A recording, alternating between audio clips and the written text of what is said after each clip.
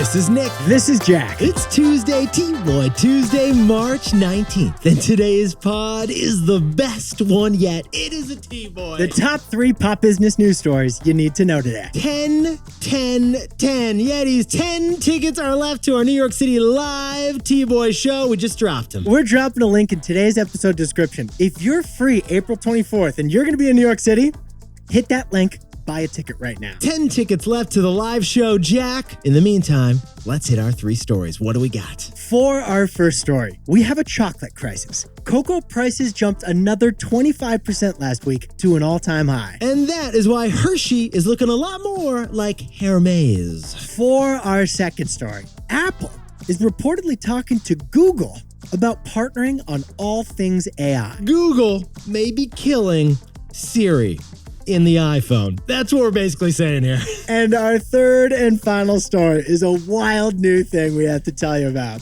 TicketMaster is producing a concert on a mega yacht. Because Live Nation knows you'll pay a lot more to see Lil Yachty from a yacht. But Yetis, before we hit that wonderful mix of stories. Love the mix. What do we got, Jack? It is March 19th, so the spring equinox is happening today, tomorrow, and the next day. It's the end of winter. It's the beginning of spring. It's a lot of transitions. Easter weekend is coming up. Mother's Day is right around the corner. You better start thinking about your summer wardrobe. And Halloween? Get this, Yetis. Home Depot is already previewing their Halloween collection in their stores right now. Besties, your local Home Depot already has the 12-foot skeleton on the floor. $300. Who wants it? It's there. You're still recovering from St. Patty's Day with your buddy Timmy, and boom, you walk into Home Depot. It's Halloween costume time.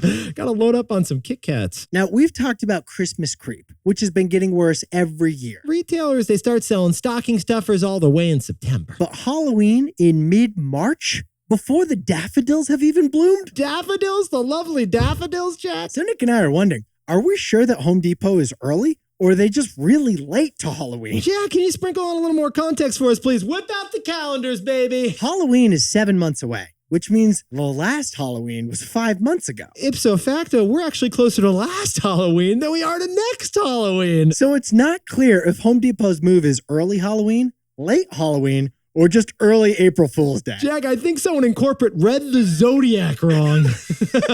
And then, Jack, let's take this a step further. Does this mean that Valentine's Day actually begins in October? Does this mean pumpkin spice lattes are going to be teased in April? All I want for Christmas is the 4th of July. So, Yetis, for this TBOY Tuesday, we want to know from you. Is March too early to start Halloween? Or is March perfect because Halloween deserves a 7-month build-up? We got a poll going on right now. Hit us up on Instagram at TBOYPod. Apparently it's called Halloween. Halloween in March, yay or boo? Hit us up at TBOYPod. Happy TBOY Tuesday. And Jack, let's trick or treat our 3 stories. 15 years before this song, 2 boys from the Northeast met in a dorm. They had an idea that caused a cultural storm. It's the best one yet, but the best is the norm. Jack, Nick, that's it. I don't even think they need to practice.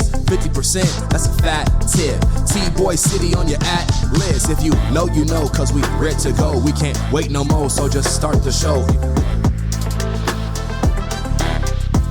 Start the show. For our first story, cocoa prices surged 25% last week to an all-time high, and it's already trickling down to your Twix bar. Chocolate stocks have become luxury stocks. Literally. Yetis, pro tip, a new date night Jack and I have cooked up for you. Here's the idea. Jack, what should you do instead of going out for dinner these days? I don't know if it's a pro tip, but you could just share a Toblerone bar. Sounds like a pro tip because Yetis, cocoa prices have tripled in the last year. Honestly, we're in the middle of a cocoa crisis. Because the bean needed to make chocolate now costs $4 per pound worldwide, which is the same price as a live Maine lobster. The reason why, Jack? Supply, isn't it? Cocoa beans grow in just a few countries in the world, and most of those countries are in Africa. The Ivory Coast, Ghana, Cameroon, and Nigeria are 4 countries that produce 75% of all the world's cocoa. And those 4 countries haven't invested in new trees in a while. So their old cocoa trees suffer from disease and bad growing weather. Meanwhile, we are also guilty too because consumption of chocolate worldwide has tripled in the past 30 years. Higher demand, lower supply. Chocolate prices are popping like they're cocoa caviar. Wholesale prices are way up, and that is trickling down to the prices we pay in that little candy vending machine. Hershey's should now be pronounced Hershey's because it's more like Hermes. Yeah. You see what I tried to do there? I like what you did there. I mean, the Crunch Bar is basically Christian Dior these days. And here's the wildest part. There's no short-term fix in sight for this cocoa crisis. The only solution is to plant more cocoa trees, which takes years. I mean, Jack, don't get her an engagement ring. Put a butterfinger on her finger. With these M&Ms, I thee wed. But Yetis, here's what Jack and I find fascinating about this cocoa crisis. High chocolate prices have led to a disturbing new phenomenon That we're calling fillingflation. We're not talking about shrinkflation, which is a smaller bar for the same price. No, we're talking about fillingflation, which is filling the chocolate bar with lower priced fillings. Like sprinkling some almond bits here, sprinkling some hazelnuts there. Hey, Three Musketeers, you trying to trick us with cherry and nougat? They're filling the chocolate bar with as many fruits and nuts as possible to keep that expensive part down. Like your Milky Way has too much milk in the way. We actually found some data. 40% of chocolate bars sold in America now have some sort of non-chocolate filling in there too. And that is an all-time high. This is fillingflation, people. That's why Hershey's is now selling a donut-filled chocolate bar. It's mostly donut in there. That's why Reese's just launched a peanut butter cup with peanut butter and caramel, extra caramel. Now, you're trying to consume less chocolate this year. Ironically, so are the chocolate companies because it's so expensive. Step away from the Cadburys. So, Jack, what's the takeaway for all our buddies in the chocolate industry? Wall Street analysis confirms that chocolate stocks are now luxury stocks.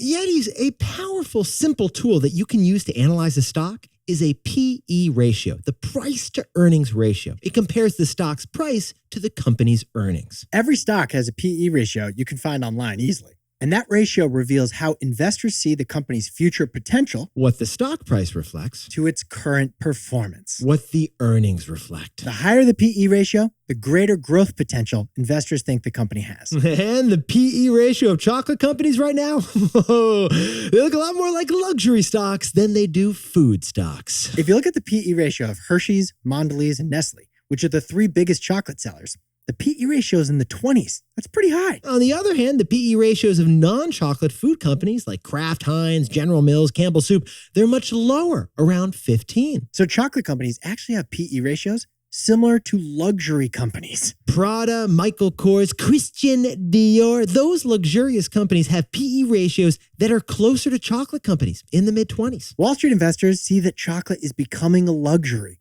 Literally. So they're trading chocolate companies like luxury companies, and we see it in the PE ratio.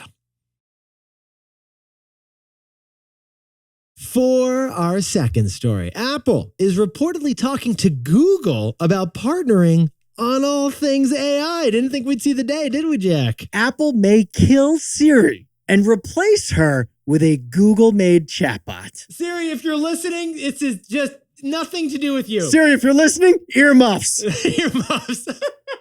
Oh, Jack, we're going to kick off this story. Can you kick it off with a hero stat? What do we got, man? Get this. Apple has 2 billion active devices worldwide that are being used right now. 2 billion. Apple holds the key to a whole lot of eyeballs and a whole lot of wallets and a whole lot of pockets. Whole lot of fingertips, whole lot of tapping, a whole lot of swiping. Well, Yetis, whether you own an iPhone, an iPad, or a MacBook, if you want to reach the web, the default search is Google. I do want to reach the web, Nick. I'm sorry. I meant reach the web, obviously. New www. And why? Well, because Google paid Apple a whopping $18 billion a year to become the default online search engine. Google thinks that being the go-to search engine for iPhones worldwide is worth $18 billion.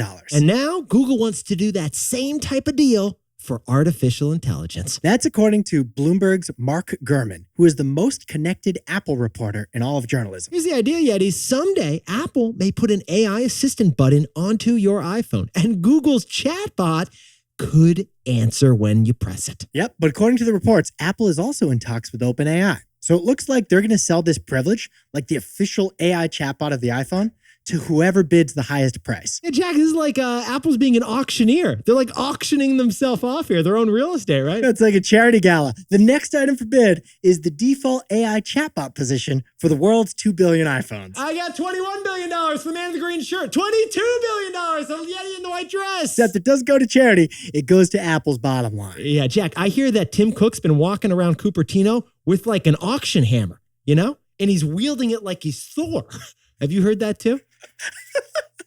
I've not heard that yet. Okay. I've heard things. Let me ask Siri. Now, Yetis, there's no guarantee that Apple reaches a deal with Google or how it will be implemented. But in the meantime, this relationship is pretty shocking and pretty interesting. But the first thing Nick and I thought of when we heard this story, wow, Apple must be really behind on AI. Because for like 18 months now, the only thing in tech that has mattered is artificial intelligence. So you would have thought that Apple is putting its top people on AI. Like you would have thought Apple has educated Siri on AI to become Super Siri. But instead, Apple may just put Siri to rest and replace her with Google's AI chatbot. But this would be such a big opportunity for Google that the stock jumped 7% yesterday to an all-time high on this report. Because Yetis, Apple and Google are both behind Microsoft when it comes to artificial intelligence because Microsoft owns half of OpenAI. But together, could they leapfrog Microsoft? Together, could a couple of losers in AI become a winner? That's what Wall Street seems to think based on yesterday's movements. So, Jack, what's the takeaway? Siri, you can listen again. What's the takeaway for our buddies over at Apple and Google? Apple is trying to avoid its Maps mistake. Yetis, Apple decided not to compete with Google in search. And now Apple's making $18 billion a year from Google search. But when it comes to Maps, Apple did compete with Google by launching Apple Maps. And guess what? Apple doesn't make $18 billion a year on Maps. They make almost nothing on Maps. Because Google dominates Maps like it dominates search. On the other hand, Apple Maps is still not even close. Google Maps is estimated to have a market share of 70%. Apple Maps has just 10% market share. The majority of iPhone users, you're not getting to your destination with Apple Maps. You're getting there with Google Maps. That's the Maps mistake. So Apple realized the best way for it to make money isn't necessarily creating a new product. Right. Apple realized the best way for them to make money is selling access to their best product. So instead of creating an AI chatbot like everyone else, Apple may just sell their premium access to the iPhone. With AI, Apple is trying to avoid the Maps mistake. For our third and final story, Live Nation, best known for owning Ticketmaster and promoting concerts, is getting into, get this, the cruise industry. Not just cruises, luxury cruises on a mega yacht with a whole itinerary focused on music concerts. Yetis, Live Nation. It happens to be the most hated company in America last year. Live Nation owns Ticketmaster, so they totally botched the Taylor Swift Eras Tour launch. But despite all that Taylor Swift drama, Live Nation stock is up 50% in the last year. They're a $25 billion company now. So last year, they introduced a new music subsidiary called Vibee. Vibee, a subsidiary that would merge travel with music. It's like merging vacay with Dr. Dre. Here's how Vibee described what they were going to do. Unforgettable immersive trips for music lovers in sought-after destinations around the world. Jack, when you say it like that, it sounds like slide 3 of the Firefest pitch deck. Yeah, it does, doesn't it? It does. Now, we assumed that Vibee was going to offer all-inclusive trips for music festivals on land. When we heard that description, we assumed it was going to offer hotel, dinners, music festivals, the whole trip included in one ticket on dry land. And that's what Vibee is. But this week, they launched a cruise line. Yetis, that is what we found fascinating about this story. A ticket industry company just got into the cruise industry.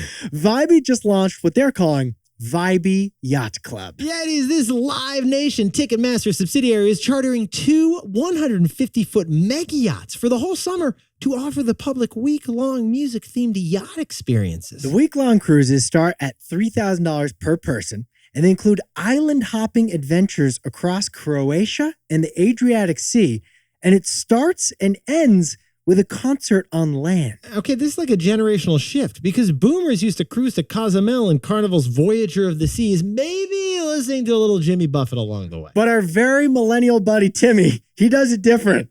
He goes on an EDM-based mega yacht cruise with his buddies around Croatia. The funny thing, the cruise industry, they actually came to a similar idea, but in a reverse way, didn't they, Jack? Norwegian Cruises acquired a concert promoter years ago, and they bring the entire band on the boat for the whole cruise. It's like Ticketmaster is getting into boating, but like the boat industry acquired a Ticketmaster competitor.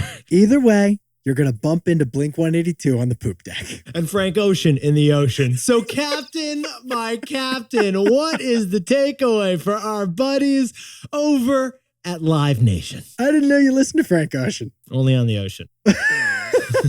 Yetis, the three themes of 2024 are events, luxury, and cruises. Look, besties, it's Jack's and my job to follow trends that are shaping business and our economy, and then we report them back to you in the form of takeaways. But this is the first story that captures three trends of the year in one story: events, luxury, and cruises. First, events. The post-pandemic demand for live events, it hasn't slowed. In fact, it's only accelerated. Then there's luxury. The booming stock market and real estate wealth that's been created the last few years, it means Lux is bigger than ever. And finally, cruises. In a world of unlimited travel choice, people will pay for convenience like a fully planned cruise vacation. Live Nation already dominates live music. They're merging that domination with luxury cruises now. Well, now Live Nation is trying to catch all three tailwinds. Literally. Jack, can you whip up the takeaways for us for TBOY Tuesday? Chocolate prices are so high, it's becoming a luxury industry, literally. And we see it in chocolate stocks because their PE ratios are at the same level as luxury stocks. For our second story, according to reports, Apple is going to let another tech company handle AI on the iPhone, and it's probably going to be Google. Apple may be trying to avoid the mistake that they made with Apple Maps. And our third and final story, Live Nation has chartered 2 yachts for music-based yacht cruises all summer. Live Nation is going for 3 trends all in one: live events, luxury, and cruises. But Yetis, this pod's not over yet. Here's what else you need to know today. First, the biggest change in the real estate industry in years is now official. Broker fees are changing. After a legal settlement over the weekend, the standard 5 to 6% commission on real estate transactions is now truly negotiable. It is tough news for real estate agents, and stocks of Redfin and Zillow both fell 15% on the update. Second, Vladimir Putin won his 5th presidential election in Russia. The Putin regime will now last another 6 years. Yeah, we're going to use air quotes on this. He won 87% of the vote because it's not really an election, Yetis. It's more of a vote. Putin's main opponent, Alexei Navalny, is dead. And the only other opponents on the ballot were handpicked by Vladimir Putin. And finally, after 250, I can't think of a long word, but glorious years, Encyclopedia Britannica is reportedly going to IPO later this year. This is the company that owns the Merriam-Webster dictionary. Which means we got to ask Jack, can you use IPO in a sentence, please? I think we just did, Nick. Now, time for the best fact yet. This one sent in by Jason Geiger from lovely upstate Buffalo, New York. Of the S&P 500 companies, 459 CEOs are male and just 41 are female. That is a difference of over 11 to 1. There's another difference also. Male CEOs returns average 261%, but females 385%. What it really shows is that forward-thinking companies have gender blindness. This literally equates to billions of dollars a year. Powerful statistic, Nick. Wild statistic over a 10-year period, Jack. We looked into the numbers. That's over a 10-year period. And not all of the female-led companies had women CEOs for that entire 10-year period that this comparison is made of. Okay, but the companies that appointed a woman as CEO hugely outperformed those that didn't from 2013 to 2023. Yetis, you are looking fantastic today. For TBOY Tuesday, we want to know, is March 19th too early to start Halloween this year? Is March 19th too early for this April Fool's joke that Home Depot is pulling on us? Hit us up at TBOY Pod. We got a poll going. In the meantime, Jack, we got a trick or treat for some overpriced chocolate right now. Nick and I will see you tomorrow. Dibs on the Butterfinger. And before we go, a happy birthday to Yeti Christina Smolowski, who's taking the day off from work to treat herself to a little treat yourself. A mani-pedi and a massage spa day. Perfect way to celebrate. And a happy birthday to bestie Caroline Corrado, who's celebrating down in Houston, Texas. Happy birthday to Meredith Johnson in South Lake, Texas. And Lavina and Avina, a couple of twins in San Francisco, have got a birthday together in San Francisco. Happy 42nd birthday to Bill Flynn in Palatine, Illinois. And Lizzie Spence of the famous fondue crew is celebrating a birthday in Rittenhouse Square, Philadelphia. Congratulations to Sarah Moore, who just finished the Rock and Roll Half Marathon. And Christopher Williams and Stephanie Estrella just got engaged, and get this, Jack, he proposed at an elephant sanctuary over in Thailand. He got down on one trunk. Congratulations to Mike, Atsuka, and Maritza, who are legendary Yetis in New York City and just got engaged. A couple that T-Boys together who have been T-boying for years. We're so pumped for you, Mike and Maritza. This is Jack. Nick and I both own stock of Apple and Zillow, and we both own ETFs of the S&P 500.